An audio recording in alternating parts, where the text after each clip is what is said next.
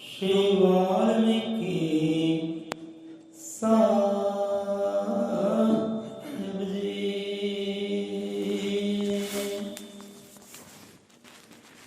वही एक ब्रह्म है, वही एक ब्रह्म है, अजर अमर अडोल निश्चल पुरुषोत्तम सर्वपूर्णम श्री गुरु वाल्मीकि भगवान जी सया सचराचरम। वही एक ब्रह्म, वही एक ब्रह्म।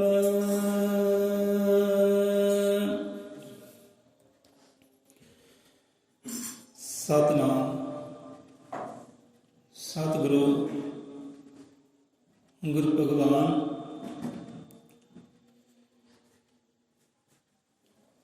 ये पूर्ण गुर दा टहलुआ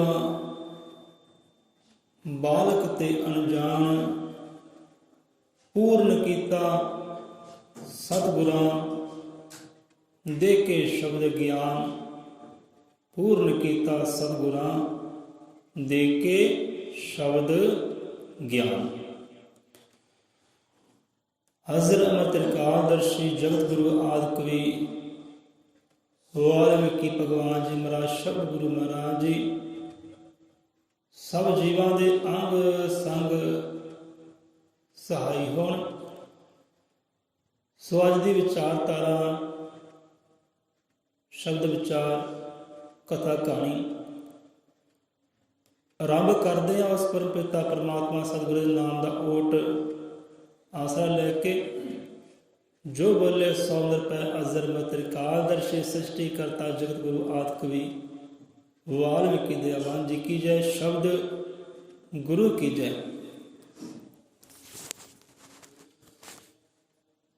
सो संगत जीओ पिछले समय में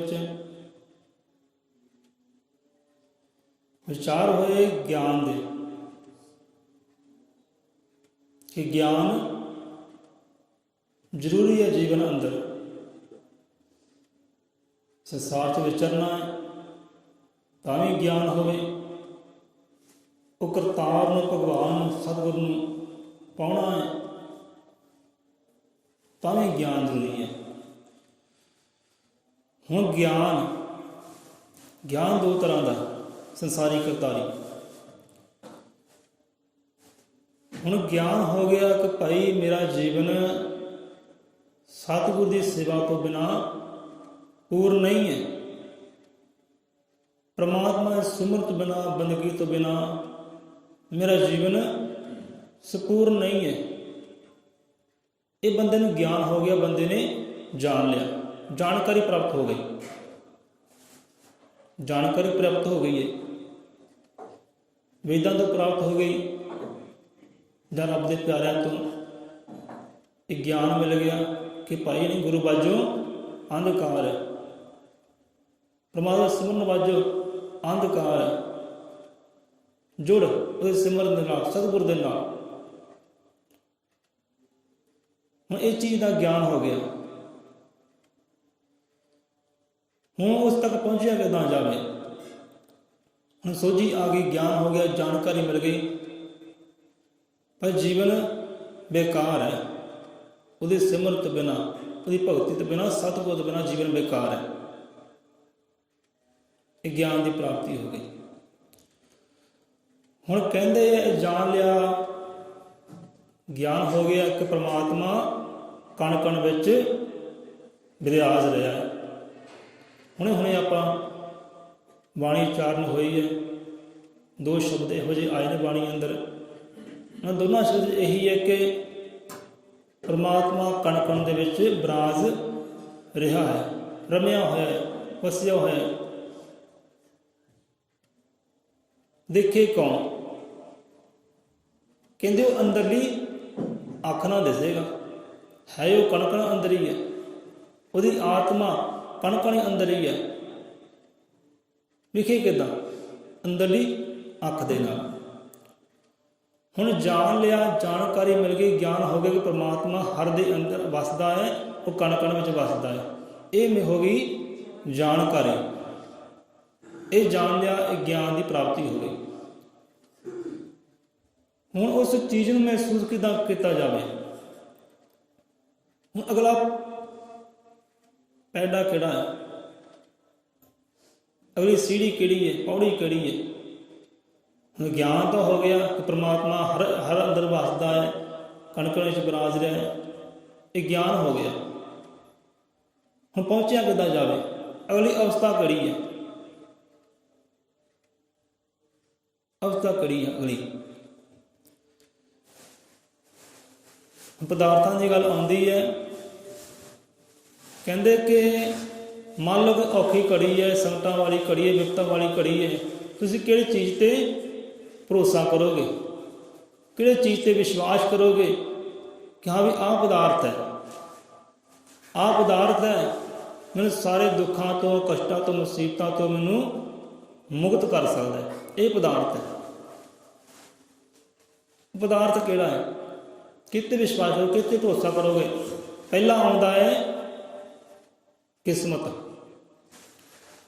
ਹੁਣ ਧਿਆਨ ਦਿਓ, ਬੜੇ ਵਿਚਾਰਨਯੋਗ ਹੈ ਬਚਨ। ਕਿਤੇ ਤੁਸੀਂ ਵਿਸ਼ਵਾਸ ਕਰੋਗੇ ਤੇ ਭਰੋਸਾ ਕਰੋਗੇ ਕਿ ਮੈਨੂੰ ਦੁੱਖਾਂ ਵਿੱਚੋਂ, ਸੰਕਟਾਂ ਵਿੱਚੋਂ, ਮੁਸੀਬਤਾਂ ਵਿੱਚੋਂ ਮੈਨੂੰ ਇਹ ਪਦਾਰਥ ਕੱਢ ਲਏਗਾ। ਪਹਿਲਾਂ ਆਉਂਦਾ ਹੈ ਕਿਸਮਤ, ਦੂਜਾ ਆਉਂਦਾ ਹੈ ਗਿਆਨ, ਤੀਜਾ ਆਉਂਦਾ ਹੈ ਧਿਆਨ। ਹੁਣ ਗਿਆਨ ਹੋ ਗਿਆ ਨਾ ਕਿ ਪ੍ਰਮਾਤਮਾ ਹਰ ਦੇ ਅੰਦਰ ਵਸਦਾ ਹੈ, ਉਹ ਆਤਮਾ ਹੀ ਕਣ ਕਣ ਵਿੱਚ ਵਿਰਾਜ ਰਿਹਾ ਹੈ, ਇਹ ਤਾਂ ਹੋ ਗਿਆ ਗਿਆਨ। ਹੁਣ ਪਹੁੰਚਿਆ ਕਿੱਦਾਂ ਜਾਵੇ? ਉਹ ਪਹੁੰਚਣ ਵਾਲੀ ਕਿਹੜੀ ਅਵਸਥਾ ਹੈ? ਉਹਨੂੰ ਮਹਿਸੂਸ ਕਰਨ ਵਾਲੀ ਕਿਹੜੀ ਅਵਸਥਾ ਹੈ? ਉਹ ਕਿਸਮਤ ਹੈ, ਉਹ ਗਿਆਨ ਹੈ, ਉਹ ਧਿਆਨ ਹੈ। ਪਦਾਰਥ ਕਿਹੜਾ ਹੈ? ਜਿਹੜਾ ਸਾਰੇ ਦੁੱਖਾਂ ਤੋਂ, ਸੰਕਟਾਂ ਤੋਂ ਤੁਹਾਨੂੰ ਬਚਾ ਲਵੇ। ਕਿਤੇ ਕਰੋਗੇ ਵਿਸ਼ਵਾਸ? ਕਿਸਮਤ ਤੇ? ਕਿਸਮਤ ਕਰੋਗੇ ਵਿਸ਼ਵਾਸ ਤੁਸੀਂ ਕਿ ਮੇਰੀ ਕਿਸਮਤ ਮੈਨੂੰ ਦੁੱਖਾਂ ਤੋਂ, ਸੰਕਟਾਂ ਤੋਂ ਬਚਾ ਲਏਗੀ? ਕਿ ਗਿਆਨ ਤੇ ਵਿਸ਼ਵਾਸ ਕਰੋਗੇ, ਗਿਆਨ ਤੇ ਭਰੋਸਾ ਕਰੋਗੇ ਕਿ ਮੈਨੂੰ ਮੇਰਾ ਗਿਆਨ, ਮੇਰੀ ਜਾਣਕਾਰੀ ਬਚਾ ਲਏਗੀ? ਜਾਂ ਧਿਆਨ ਤੇ ਵਿਸ਼ਵਾਸ ਕਰੋਗੇ ਕਿ ਧਿਆਨ ਮੈਨੂੰ ਹਰ ਦੁੱਖਾਂ ਤੋਂ, ਸੰਕਟਾਂ ਵਿੱਚੋਂ ਕੱਢ ਲਏਗਾ? ਕਿਤੇ ਵਿਸ਼ਵਾਸ ਕਰੋਗੇ? ਤੁਸੀਂ ਵਿਚਾਰ ਕਰੋ ਆਪਣੇ ਮਨਾਂ ਦੇ ਨਾਲ, ਕਿਹੜਾ ਪਦਾਰਥ ਹੈ? ਗਿਆਨ ਵੀ ਜ਼ਰੂਰੀ ਹੈ ਜੀਵਨ ਦੇ ਅੰਦਰ। ਗਿਆਨ ਦੋ ਤਰ੍ਹਾਂ, ਇੱਕ ਹੁੰਦੀ ਜਾਣਕਾਰੀ, ਇੱਕ ਹੁੰਦਾ ਹੈ ਅੰਦਰਲਾ ਗਿਆਨ। ਇੱਕ ਅੰਦਰਲਾ ਗਿਆਨ। ਅੰਦਰਲਾ ਗਿਆਨ ਕਿੱਦਾਂ ਆਉਂਦਾ ਹੈ? ਕਿਸਮਤ ਨਾਲ ਆਉਂਦਾ ਹੈ, ਧਿਆਨ ਨਾਲ ਆਉਂਦਾ ਹੈ। ਕਿੱਦਾਂ ਆਉਂਦਾ ਹੈ? ਬਾਹਰਲੇ ਜੀਵਾਂ ਦੇ ਸ਼ਬਦਾਂ ਵਿੱਚ ਪ੍ਰਾਪਤ ਹੁੰਦਾ ਹੈ ਜਾਂ ਗੁਰੂ ਦੇ ਸ਼ਬਦ ਵਿੱਚ ਪ੍ਰਾਪਤ ਹੁੰਦਾ ਹੈ? ਹੁਣ ਆ ਜਾਂਦੇ ਆ, ਇੱਕ ਕਥਾ ਕਹਾਣੀ ਆਪਾਂ ਸਾਂਝੀ ਕਰਦੇ ਹਾਂ, ਪਤਾ ਲੱਗ ਜਾਏਗਾ ਹਾਂ ਵੀ ਹੁਣ ਜ਼ਰੂਰੀ ਕੀ ਹੈ। ਗਿਆਨ ਤਾਂ ਹੋ ਗਿਆ, ਅਗਲੀ ਅਵਸਥਾ ਕਿਹੜੀ ਹੈ ਜੇ ਤੁਹਾਨੂੰ ਸਾਰੇ ਦੁੱਖਾਂ ਤੋਂ, ਸੰਕਟਾਂ ਤੋਂ, ਮੁਸੀਬਤਾਂ ਤੋਂ ਬਚਾ ਸਕਦੀ? ਉਹ ਅਵਸਥਾ ਕਿਹੜੀ ਹੈ ਅਗਲੀ? ਹੁਣ ਏਦਾਂ ਹੀ ਇੱਕ ਹੁੰਦਾ ਰਾਜਾ। ਰਾਜਾ ਜਾਂਦਾ ਹੈ ਸੈਰ ਸਪਾਟੇ ਵਾਸਤੇ। ਸੈਰ ਸਪਾਟੇ ਵਾਸਤੇ ਜਾਂਦਾ ਰਾਜਾ, ਘੁੰਮਦਾ ਘੁੰਮਦਾ ਚੱਲ ਜਾਂਦਾ ਇੱਕ ਝੀਲ ਦੇ ਕੋਲ। ਬੜੀ ਉਚਾਈ ਤੋਂ ਪਾਣੀ ਡਿੱਗਦਾ ਹੈ, ਛਨ ਛਨ ਕਰਦਾ। ਝੀਲ ਦੀ ਸੁੰਦਰਤਾ ਨੂੰ ਵੇਖਦਾ ਪ੍ਰਸੰਨ ਹੁੰਦਾ ਹੈ। ਖੜਦੇ ਕੋਲ ਜਾ ਕੇ, ਉੱਥੇ ਜਾ ਕੇ ਵੇਖਦਾ ਕਿ ਇੱਕ ਟੋਇਆ ਬਣਿਆ ਹੈ। ਟੋਇਆ ਬਣਿਆ ਹੈ, ਪਾਣੀ ਖੜਾ ਵਿੱਚ, ਠੰਡਾ ਸ਼ੀਤਲ ਝੀਲ ਦਾ ਪਾਣੀ। ਉਹ ਪਾਣੀ ਦੇ ਛੋਟੇ ਜਿਹੇ ਟੋਏ ਦੇ ਅੰਦਰ ਮਛਲੀਆਂ ਹੈ, 3 ਮਛਲੀਆਂ ਹੈ।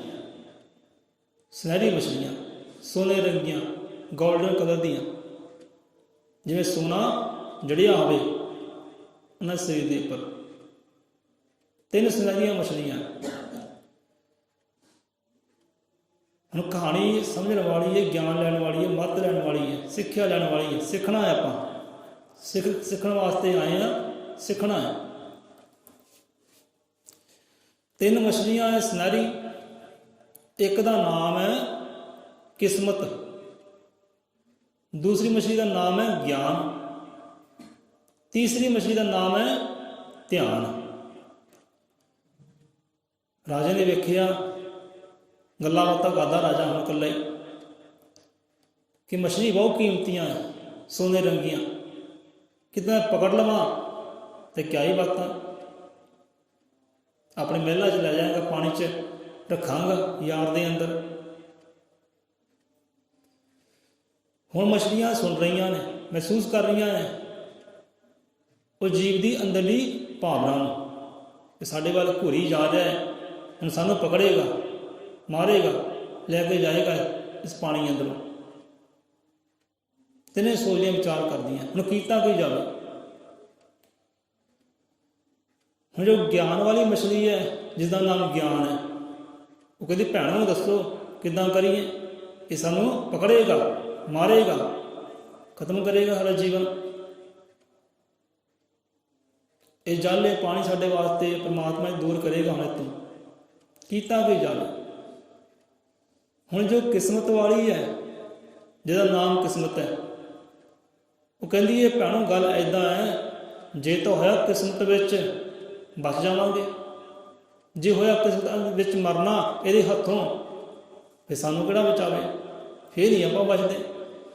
ਜੇ ਇਹਦੇ ਹੱਥੋਂ ਮਰਨਾ ਲਿਖਿਆ ਹੋਵੇ ਤਾਂ ਮਰਾਂਗੇ, ਜੇ ਬਚਣਾ ਲਿਖਿਆ ਹੋਵੇ ਬਚਾਂਗੇ। ਕਿਸਮਤ ਦੀ ਗੱਲ ਹੈ ਭਾਈ, ਆਪਣੀ ਕਿਸਮਤ 'ਤੇ ਡਿਪੈਂਡ ਕਰਦਾ। ਹੁਣ ਹੈ ਕੀ ਕਿਸਮਤ ਅੰਦਰ, ਉਹਨੇ ਕਿਸਮਤ ਦੀ ਗੱਲ ਕੀਤੀ, ਦੇਖੀ ਜਾਓ ਭਾਈ ਜੋ ਕਿਸਮਤ ਤੋਂ ਮਨਜ਼ੂਰ।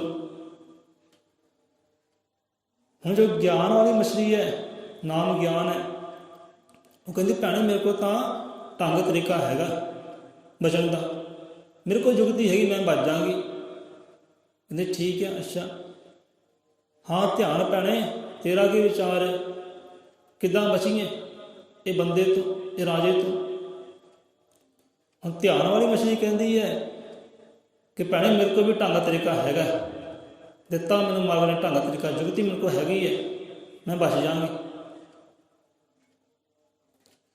ਹੁਣ ਰਾਜਾ ਵੇਖਦਾ ਹੈ ਪਕੜੀਆਂ ਕਿੱਦਾਂ, ਤਿੰਨੇ ਹੀ ਪਕੜਨੀਆਂ, ਕੋਲ ਪਦਾਰਥ ਵੀ ਹੈ ਨਹੀਂ। ਸੋਚਾਂ ਕਰਦਾ ਚਲੋ ਹੁਣ ਤਾਂ ਮੇਰੇ ਕੋਲ ਪਦਾਰਥ ਹੈ ਨਹੀਂ ਕਿ ਤਿੰਨਾਂ ਨੂੰ ਪਕੜ ਸਕਾਂ ਇੱਕੋ ਵੇਲੇ।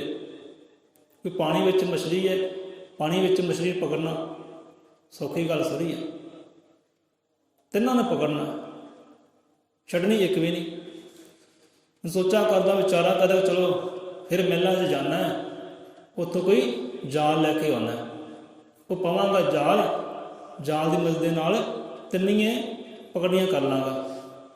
ਹੁਣ ਜਾਲ ਲੈਣ ਗਿਆ ਹੈ ਰਾਜਾ, ਜਾਲ ਲੈ ਕੇ ਆ ਗਿਆ, ਜਾਲ ਲੈ ਕੇ ਮਛਲੀਆਂ ਵੇਖਦੀਆਂ। ਹੁਣ ਜੋ ਗਿਆਨ ਵਾਲੀ ਮਛਲੀ ਸੀ, ਉਹਨੇ ਕੀ ਕੀਤਾ, ਉਹਨੇ ਕੀਤਾ ਹੈ ਮਰਨ ਦਾ ਨਾਟਕ, ਕਿ ਮਰਨ ਦਾ ਨਾਟਕ ਕਰਦੀ ਆ, ਬਚ ਜਾਵਾਂਗੀ। ਜੋ ਧਿਆਨ ਵਾਲੀ ਹੈ ਉਹਨੇ ਵੀ ਇੱਦਾਂ ਹੀ ਕੀਤਾ। ਜੋ ਕਿਸਮਤ ਵਾਲੀ ਹੈ, ਜਿਹਨੂੰ ਕਿਸਮਤ 'ਤੇ ਭਰੋਸਾ ਸੀ, ਕਿਸਮਤ ਹੋਵੇਗਾ ਤਾਂ ਬਚ ਜਾਵਾਂਗੀ, ਨਹੀਂ ਤਾਂ ਨਹੀਂ, ਉਹ ਫੜਫੜਾਉਂਦੀ ਹੈ, ਤੈਰਦੀ ਹੈ। ਹੁਣ ਸੁੱਟਿਆ ਹੈ ਜਾਲ, ਰਾਜੇ ਨੇ ਤਿੰਨਾਂ ਨੂੰ ਪਕੜਨਾ ਕਰ ਲਿਆ। ਹੁਣ ਹੋਇਆ ਕਿ ਜੋ ਸੀ ਗਿਆਨ ਵਾਲੀ, ਉਹਨੇ ਨਾਟਕ ਕੀਤਾ ਮਰਨ ਦਾ ਨਾਟਕ ਕੀਤਾ, ਮਰ ਗਈ। ਜੁਗਤੀ ਲੱਭੀ, ਮੈਨੂੰ ਇਹੀ ਢੰਗ ਤਰੀਕਾ ਮੈਨੂੰ ਲੱਭਿਆ ਹੈ ਕਿ ਮੈਂ ਮਰ ਜਾਵਾਂ, ਬਚ ਜਾਵਾਂਗੀ। ਹੁਣ ਜੋ ਧਿਆਨ ਵਾਲੀ ਸੀ, ਉਹਨੇ ਸੁਰਤ ਜੋੜੀ ਜਲ ਦੇ ਨਾਲ, ਧਿਆਨ ਜੋੜਿਆ ਜਲ ਦੇ ਨਾਲ, ਤੇ ਧਿਆਨ ਜੋੜ ਕੇ ਜਲ ਦੀਆਂ ਗਹਿਰਾਈਆਂ ਵਿੱਚ ਚਲੀ ਗਈ।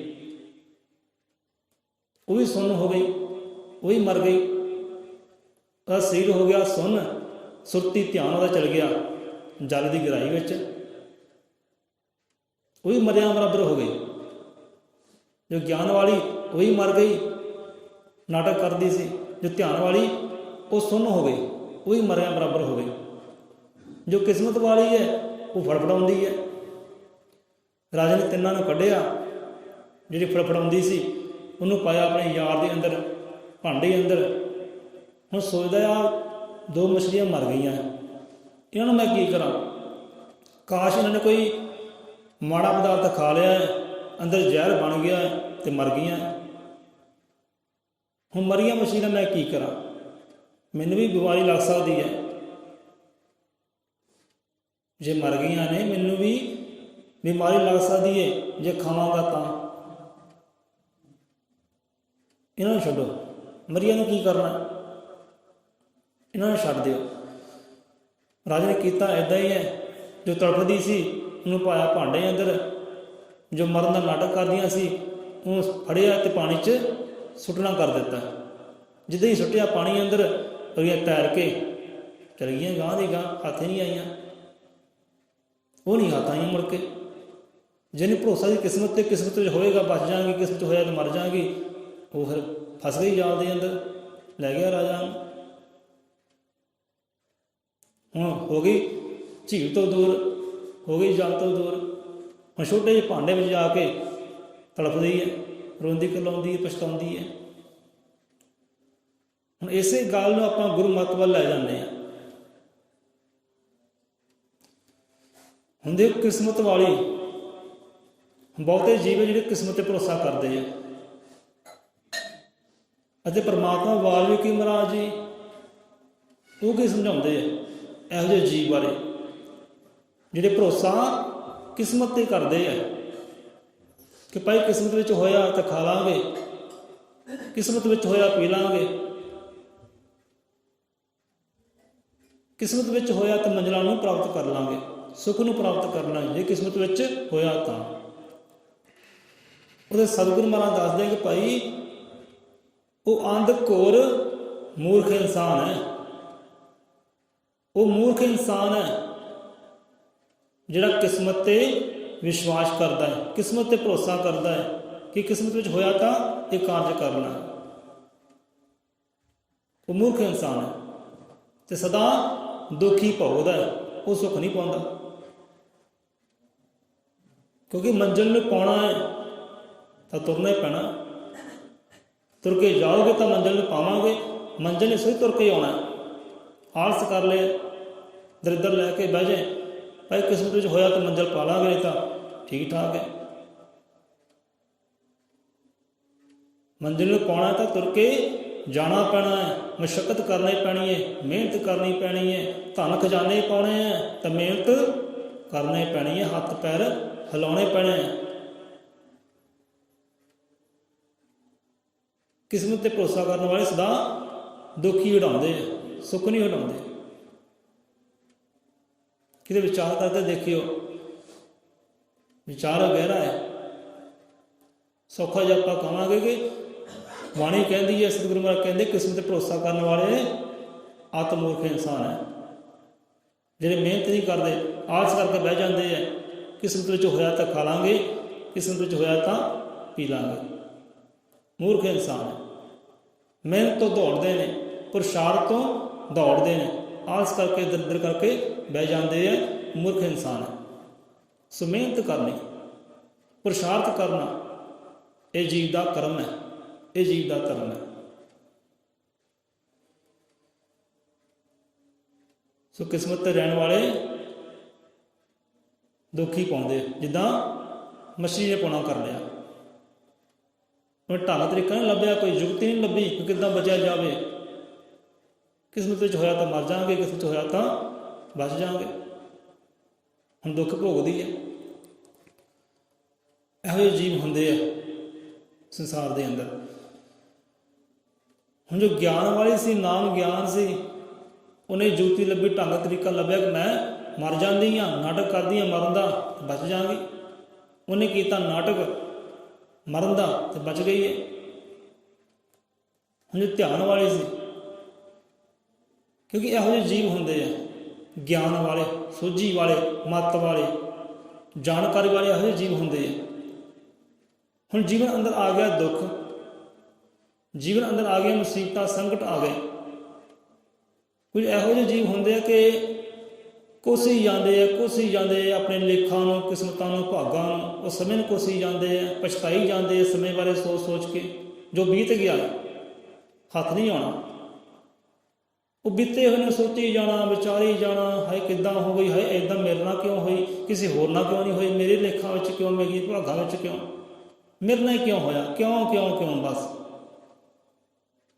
ਜਿੰਨਾ ਚਿਰ ਹੁੰਦੀ ਹੈ ਕਿਉਂ, ਉਹਨਾਂ ਚਿਰ ਦੁੱਖ ਹੈ, ਸੰਕਟ ਹੈ, ਮੁਸੀਬਤਾਂ ਹੀ ਹੈ, ਚਿੰਤਾ ਵਿੱਚ ਹੈ ਬੰਦਾ, ਦੁੱਖਾਂ ਵਿੱਚ ਹੈ ਬੰਦਾ। ਜਿੰਨਾ ਚਿਰ ਕਿਉਂ ਹੈ, ਮੇਰੇ ਨਾਲ ਕਿਉਂ ਹੋਇਆ, ਮੇਰੇ ਨਾਲ ਹੀ ਕਿਉਂ ਹੁੰਦਾ, ਮੇਰੇ ਭਾਗਾਂ ਵਿੱਚ ਹੀ ਕਿਉਂ।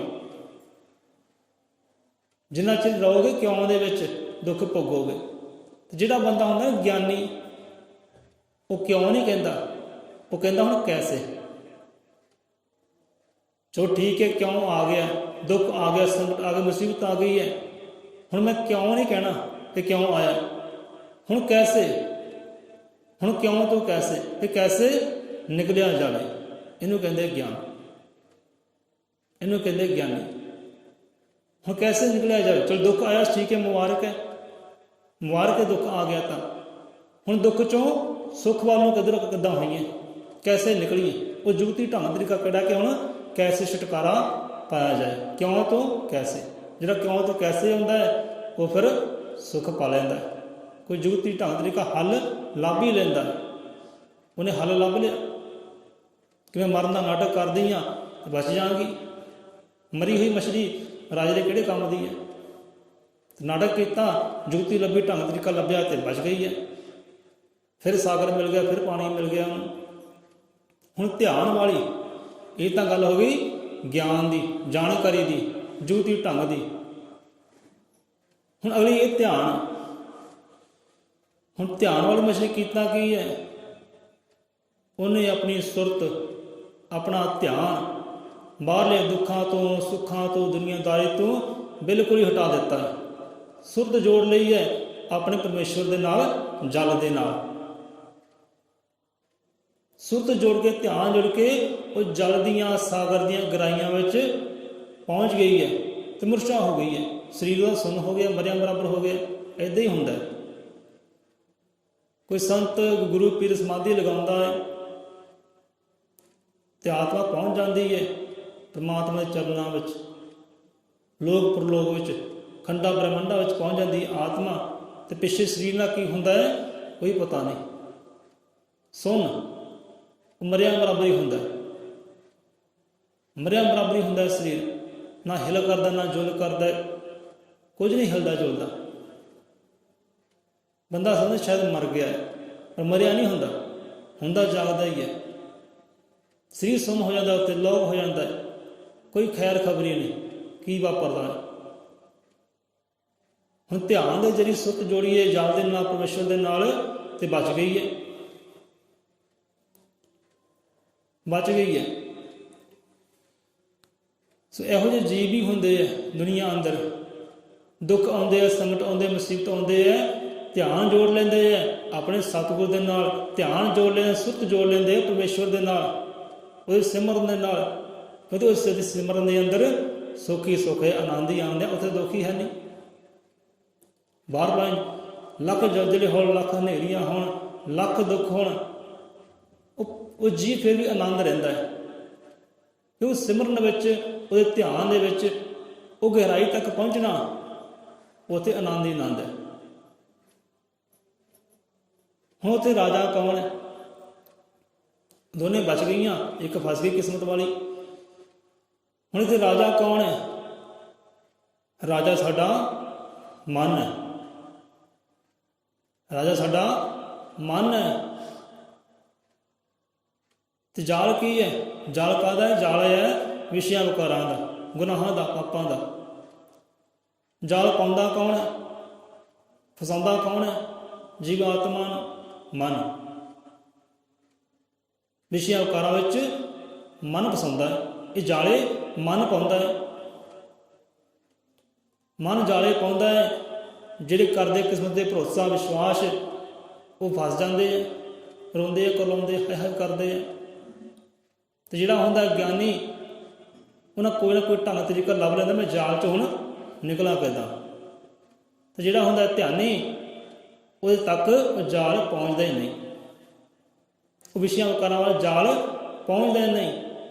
ਉਹ ਮਨ ਦੇ ਵਿਚਾਰ, ਮਨ ਦੀਆਂ ਹਰਕਤਾਂ, ਮਨ ਦੇ ਛਲ ਕਪਟ ਉਹ ਧਿਆਨੀ ਤੱਕ ਪਹੁੰਚਦੇ ਨੇ, ਕਿਉਂਕਿ ਜਾਲ ਦੀ ਵੀ ਆਪਣੀ ਇੱਕ ਹੱਦ ਹੁੰਦੀ ਹੈ। ਜਾਲ ਦੀ ਹੱਦ ਹੁੰਦੀ ਹੈ ਤੇ ਹੱਦੋਂ ਦੂਰ ਉਹ ਧਿਆਨੀ ਪਹੁੰਚ ਜਾਂਦਾ ਹੈ ਸੁਰਤ ਦੇ ਜ਼ਰੀਏ, ਧਿਆਨ ਦੇ ਜ਼ਰੀਏ। ਉੱਥੇ ਨਾ ਵਿਕਾਰ ਪਹੁੰਚਦੇ ਹੈ, ਨਾ ਬੁਰੇ ਵਿਚਾਰ ਪਹੁੰਚਦੇ ਹੈ, ਨਾ ਉੱਥੇ ਮਨ ਦੀ ਮਾਰ ਚੱਲਦੀ ਹੈ। ਮਨ ਉਸ ਤੱਕ ਪਹੁੰਚਦਾ ਹੀ ਨਹੀਂ, ਕਿਉਂਕਿ ਉਹ ਪਹੁੰਚ ਜਾਂਦਾ ਹੈ ਪਰਮੇਸ਼ਵਰ ਦੀ ਦਰਗਾਹ ਦੇ ਅੰਦਰ, ਜਿੱਥੇ ਕੋਈ ਵਿਸ਼ੇ ਵਿਕਾਰ ਨਹੀਂ ਹੈ, ਆਨੰਦ ਹੀ ਆਨੰਦ ਹੈ। ਉੱਥੇ ਪਹੁੰਚ ਜਾਂਦਾ ਹੈ ਧਿਆਨ ਦੇ ਜ਼ਰੀਏ, ਸੁਰਤ ਦੇ ਜ਼ਰੀਏ। ਸੋ ਇੱਦਾਂ ਜਾਲ ਦੀ ਆਪਣੀ ਹੱਦ ਹੈ। ਧਿਆਨੀ ਬਚ ਜਾਂਦਾ ਹੈ, ਵਿਸ਼ੇ ਵਿਕਾਰਾਂ ਜਾਲ ਤੱਕ ਪਹੁੰਚਦਾ ਹੀ ਨਹੀਂ ਹੈ।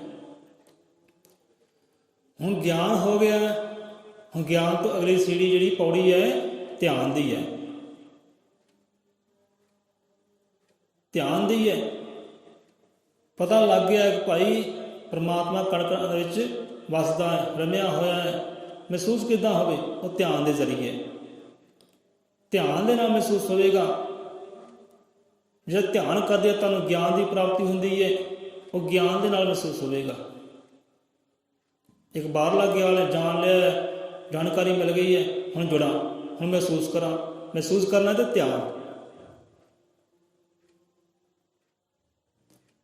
ਧਿਆਨ ਤੋਂ ਜਿਹੜਾ ਗਿਆਨ ਦੀ ਪ੍ਰਾਪਤੀ ਹੁੰਦੀ ਹੈ, ਉਹਦੇ ਨਾਲ ਮਹਿਸੂਸ ਕੀਤਾ ਜਾ ਸਕਦਾ ਹੈ, ਉਹਦੇ ਨਾਲ ਦੇਖਿਆ ਜਾ ਸਕਦਾ ਹੈ। ਸੋ ਇੱਦਾਂ ਜਿਹੜੇ ਕਰਦੇ ਨੇ ਕਿਸਮਤ ਦੀ ਗੱਲ ਫਸ ਜਾਂਦੇ ਹੈ। ਜਿਹੜੇ ਹੁੰਦੇ ਗਿਆਨੀ ਉਹ ਕੋਈ ਨਾ ਕੋਈ ਜੁਗਤੀ ਟਿਕਾ ਲੱਭ ਲੈਂਦੇ, ਬਚ ਜਾਂਦੇ ਹੈ। ਅਤੇ ਧਿਆਨੀ ਦੀ ਤਾਂ ਕਿਆ ਹੀ ਬਾਤ ਹੈ, ਧਿਆਨੀ ਤੱਕ ਵਿਸ਼ੇ ਵਿਕਾਰਾਂ ਵਾਲਾ ਜਾਲ ਪਹੁੰਚਦਾ ਹੀ ਨਹੀਂ ਹੈ। ਵਿਸ਼ੇ ਵਿਕਾਰਾਂ ਦੀ ਮਾਰ ਉਸ ਤੱਕ ਪਹੁੰਚਦੇ ਨਹੀਂ ਹੈ, ਕਿਉਂਕਿ ਜੁੜ ਗਿਆ ਹੈ ਉਹ ਪਰਮਾਤਮਾ ਦੇ ਨਾਲ, ਪਹੁੰਚ ਗਿਆ ਪਰਮਾਤਮਾ ਦੇ ਕੋਲ। ਇਹ ਹੈ ਧਿਆਨ। ਸੋ ਗਿਆਨ ਵੀ ਜ਼ਰੂਰੀ ਹੈ ਅਤੇ ਧਿਆਨ ਸਭ ਤੋਂ ਜ਼ਰੂਰੀ ਹੈ। ਹੁਣ ਧਿਆਨ ਦੀ ਬੜੀ ਮਹਿਮਾ ਹੈ। ਹਰ ਇੱਕ ਜੀਵ ਨੂੰ ਧਿਆਨ ਕਰਨਾ ਚਾਹੀਦਾ ਹੈ, ਸਿਮਰਨ ਕਰਨਾ ਚਾਹੀਦਾ ਹੈ। ਫਾਇਦੇ ਕੀ ਹੈ? ਫਾਇਦੇ ਇੱਕ ਨਹੀਂ ਹੈ, ਲੱਖਾਂ ਹੀ ਫਾਇਦੇ ਹੈ, ਲੱਖਾਂ ਹੀ ਫਾਇਦੇ ਹੈ ਧਿਆਨ ਕਰਨ ਦੇ, ਲੱਖਾਂ ਹੀ ਫਾਇਦੇ ਹੈ। ਹੁਣ ਜਿਹੜੇ ਬੰਦੇ 10 ਬੰਦਿਆਂ ਸਾਹਮਣੇ ਆਵਾਜ਼ ਨਹੀਂ ਨਾ ਖੋਲ੍ਹਦੇ, ਭਾਵੇਂ ਹੱਕ ਦੀ ਹੈ, ਸੱਚ ਦੀ ਹੈ, ਉਹ ਜੇ ਧਿਆਨ ਕਰੇ ਨਾ ਪਰਮਾਤਮਾ ਦਾ, ਧਿਆਨ ਕਰੇ ਸਤਿਗੁਰ ਦਾ, ਉਹ ਵੀ ਬੇਖੌਫ ਹੋ ਜਾਂਦਾ ਹੈ। ਗੱਲ ਕਰੇਗਾ ਸੱਚ ਦੀ ਕਰੇਗਾ, ਭਾਵੇਂ ਸਾਹਮਣੇ 1000 ਹੈ, ਭਾਵੇਂ 100 ਹੈ, ਭਾਵੇਂ ਲੱਖ ਹੈ। ਬੇਪਰਵਾਹ ਹੋ ਜਾਂਦਾ ਹੈ, ਬੇਖੌਫ ਹੋ ਜਾਂਦਾ ਹੈ। ਇੰਨਾ ਬਲ ਹੈ ਧਿਆਨ ਦੇ ਅੰਦਰ। ਚਿਹਰੇ 'ਤੇ ਰੂਹਾਨੀਅਤ ਆ ਜਾਂਦੀ ਹੈ, ਖੂਬਸੂਰਤੀ ਆ ਜਾਂਦੀ ਹੈ, ਸਾਰੇ ਦੁੱਖਾਂ ਤੋਂ ਮੁਕਤ ਹੋ ਜਾਂਦਾ ਹੈ। ਜੇ ਸਾਰੇ ਦੁੱਖਾਂ ਤੋਂ ਮੁਕਤ ਹੋਣਾ ਨਾ, ਧਿਆਨੀ ਬਣ ਜਾਓ, ਧਿਆਨੀ ਬਣ ਜਾਓ। ਜੇ ਸਾਰੇ ਦੁੱਖਾਂ ਤੋਂ ਮੁਕਤ ਹੋਣਾ ਹੈ ਤਾਂ ਬਾਹਰ ਭਾਵੇਂ ਜਿੰਨੇ ਮਰਜ਼ੀ ਲੱਖ ਦੇ ਹੋਣ, ਧਿਆਨੀ ਨੂੰ ਉਹ ਦੁੱਖ ਕੋਈ ਦਰਦ ਨਹੀਂ ਦਿੰਦਾ, ਪਹੁੰਚਦਾ ਨਹੀਂ ਉਸ ਤੱਕ ਕਿ ਪਹੁੰਚਿਆ ਇਸ ਤੱਕ ਆ, ਰੱਬ ਦੀਆਂ ਉਚਾਈਆਂ ਤੱਕ ਪਹੁੰਚ ਗਿਆ, ਗਹਿਰਾਈਆਂ ਤੱਕ ਉਹ ਪਹੁੰਚ ਗਿਆ। ਉਹ ਗਹਿਰਾਈ, ਉਹ ਉਚਾਈ ਉੱਤੇ ਵਿਸ਼ੇ ਵਿਕਾਰ ਪਹੁੰਚਦੇ ਨਹੀਂ ਹੈ, ਵਿਸ਼ੇ ਵਿਕਾਰਾਂ ਦੇ ਜਾਲੇ ਪਹੁੰਚਦੇ ਨਹੀਂ ਹੈ, ਉੱਥੇ ਪਹੁੰਚ ਗਏ ਉਹ। ਸੋ ਇਸ ਕਰਕੇ ਗਿਆਨ ਵੀ ਹੋਵੇ, ਨਾਲ ਨਾਲ ਧਿਆਨ ਵੀ ਹੋਵੇ। ਧਿਆਨ ਵੀ ਜ਼ਰੂਰੀ ਹੈ, ਹਰ ਗਿਆਨੀ ਨੂੰ ਧਿਆਨ ਦੀ ਜ਼ਰੂਰੀ ਹੈ। ਜਿਹੜਾ ਧਿਆਨ ਤੋਂ ਗਿਆਨ ਉਪਜਦਾ ਹੈ, ਉਹ ਗਿਆਨ ਦੇ ਨਾਲ ਪਰਮਾਤਮਾ ਮਹਿਸੂਸ ਕੀਤਾ ਜਾ ਸਕਦਾ ਹੈ। ਉਹੀ ਗਿਆਨ ਸਾਰੇ ਦੁੱਖਾਂ ਤੋਂ ਸੰਤਾਂ ਨੂੰ ਮੁਕਤ ਕਰ ਸਕਦਾ ਹੈ। ਅਤੇ ਉਹੀ ਗਿਆਨ ਜੋ ਸ਼ਬਦ ਤੋਂ, ਜੋ ਧਿਆਨ ਤੋਂ ਪ੍ਰਾਪਤ ਹੁੰਦਾ, ਉਹੀ ਤੁਹਾਨੂੰ ਮੁਕਤੀ ਦੇ ਦੁਆਰੇ, ਮੋਕਸ਼ ਦੇ ਦੁਆਰੇ ਪਰਮਾਤਮਾ ਤੱਕ ਲਿਜਾ ਸਕਦਾ ਹੈ। ਸੋ ਗਿਆਨ ਵੀ ਹੋਵੇ, ਨਾਲ ਧਿਆਨ ਵੀ ਹੋਵੇ। ਧਿਆਨ ਵੀ ਜ਼ਰੂਰੀ ਹੈ। ਕਹਿੰਦਾ ਧਿਆਨ ਗੁਰੂ ਦਾ ਧਰਦੇ ਹਾਂ। ਕੱਲ੍ਹ ਬਾਣੀ 'ਚ ਸ਼ਬਦ ਆਇਆ ਸੀ। ਧਿਆਨ ਗੁਰੂ ਦਾ ਧਰਦਿਆਂ ਸ਼ਬਦੋ ਮਿਲੇ ਗਿਆਨ। ਦੇਖੋ ਕਿੰਨੀ ਪਿਆਰੀ ਗੱਲ ਹੈ। ਧਿਆਨ ਕੀਤਾ ਹੈ ਸਤਿਗੁਰ ਦਾ। ਉਧਰ ਮਛਲੀ ਨੂੰ ਧਿਆਨ ਕਿਹਦਾ ਕੀਤਾ ਸੀ? ਕਿਹਦਾ ਕੀਤਾ ਸੀ ਧਿਆਨ? ਮਛਲੀ ਕਿਹੜੇ ਧਿਆਨ ਨਾਲ ਜੁੜੀ ਸੀ? ਕਿਹਦੇ ਨਾਲ ਸੁਰਤ ਜੋੜੀ ਸੀ? ਜਲ ਦੇ ਨਾਲ। ਚੇਤਾ ਰੱਖਿਆ ਕਰੋ, ਕਿਉਂਕਿ ਜਲ ਉਹਦੇ ਵਾਸਤੇ ਪਰਮੇਸ਼ਵਰ ਹੈ, ਜਲ ਉਹਦੇ ਵਾਸਤੇ ਰੱਬ ਹੈ, ਅੱਲਾਹ ਤਾਲਾ ਸਭ ਕੁਝ। ਉਹਨੇ ਧਿਆਨ ਜੋੜਿਆ ਜਲ ਦੇ ਨਾਲ, ਪਹੁੰਚ ਗਈ ਜਲ ਦੀਆਂ ਗਹਿਰਾਈਆਂ ਵਿੱਚ, ਜਿੱਥੇ ਜਾਲੇ ਪਹੁੰਚਦੇ ਨਹੀਂ ਹੈ। ਉਹ ਗਹਿਰਾਈਆਂ 'ਚ ਪਹੁੰਚ ਗਈ ਸੀ। ਜਾਲੇ ਕਿੱਦਾਂ ਪਹੁੰਚਣ ਉਸ ਤੱਕ? ਜਾਲੇ ਦੀ ਆਪਣੀ ਹੱਦ ਹੁੰਦੀ ਹੈ। ਇੱਥੇ ਹੁਣ ਧਿਆਨ ਕਿਹਦਾ ਕਰਨਾ ਹੈ? ਆਪਣੇ ਸਤਿਗੁਰ ਦਾ ਕਰਨਾ ਹੈ। ਸੁਰਤ ਜੋੜਨੀ ਹੈ ਸਤਿਗੁਰ ਦੇ ਚਰਨਾਂ ਦੇ ਨਾਲ। ਸਤਿਗੁਰ ਨੂੰ ਰੱਖ ਲਓ ਜਾਂ ਪਰਮਾਤਮਾ ਨੂੰ ਰੱਖ ਲਓ, ਆਪਣੇ ਸਤਿਗੁਰ ਨੂੰ ਪਰਮੇਸ਼ਵਰ ਜਾਣ ਲਓ। ਧਿਆਨ ਗੁਰੂ ਦਾ ਧਰਦੇ ਹਾਂ ਤੇ ਸ਼ਬਦੋਂ ਮਿਲੇ ਗਿਆਨ।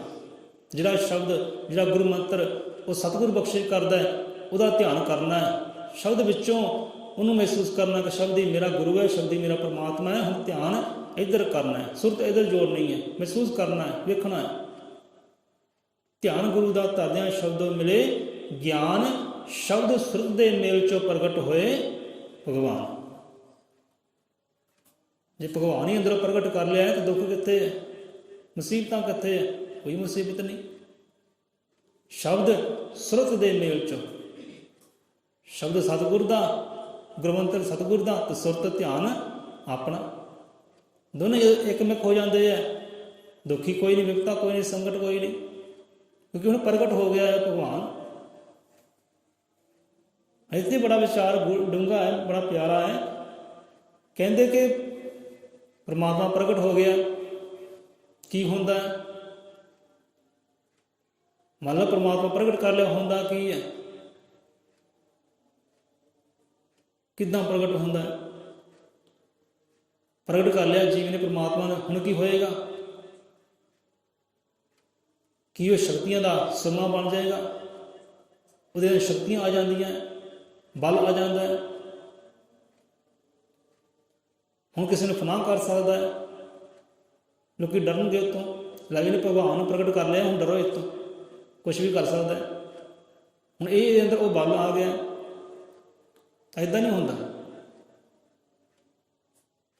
ਹੁਣ ਬੰਦਾ ਪਰਮਾਤਮਾ ਦੇ ਗੁਣਾਂ ਨੂੰ ਪ੍ਰਗਟ ਕਰਦਾ ਹੈ, ਤੇ ਗੁਣ ਕਿਹੜੇ ਪਰਮਾਤਮਾ ਦੇ?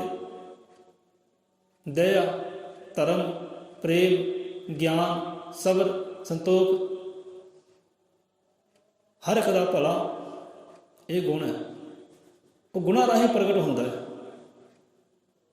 ਇਹ ਨਹੀਂ ਕਿ ਉਹਦੇ ਸ਼ਕਤੀਆਂ ਆ ਜਾਂਦੀਆਂ, ਲੈ ਵੀ ਹੁਣ ਡਰੋ ਇਹ ਤੋਂ, ਹੁਣ ਤਾਂ ਮੈਂ ਇੱਦਾਂ ਕਰ ਦੂੰ, ਮੈਂ ਉੱਦਾਂ ਕਰ ਦੂੰ। ਕੋਈ ਪਰਮਾਤਮਾ ਪ੍ਰਗਟ ਕਰ ਲਿਆ ਮੈਂ ਹੁਣ ਜਿਹੜਾ ਮੈਂ ਕੋਈ ਵੀ ਕਹੇਗਾ ਚੁਟਕੀ ਮਾਰ ਕੇ ਮੈਂ ਤਾਂ ਫਨਾਹ ਕਰ ਦੂੰ।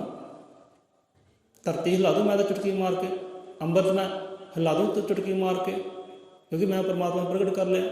ਇੱਦਾਂ ਨਹੀਂ ਹੁੰਦਾ।